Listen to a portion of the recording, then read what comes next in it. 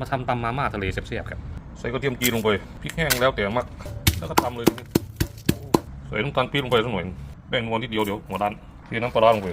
ทับพีครึ่งก็พอแล้วก็ตำให้น้ำตาลละลายก่อนครับปาดมะเขือเทศลงไป3-4 หน่วยปาดแล้วก็ทิ้งไปเลยบีบมะนาวลงไปลูกครึ่งพวกลูกแล้วก็ทิ้งไปเลยเส้นมะละกอแฟบลงไปตำคลุกเคล้ามันเข้ากันครับวางมันเลยเส้นไวๆลวกแล้วเข้มลงไปอาหารทะเลจากตลาดคลองด่านลวกไปแล้วเทบุลงไปเลยโอ้ยตากกระเบือไม่ต้องใช้ครับทับพีควงลงเลยป้าเฮ้ยแต่แซ่บครับเทบึ้มใส่ถาดเลยทีนี้พ่อแม่พี่น้องเลยแล้วก็กินเลยครับทีนี้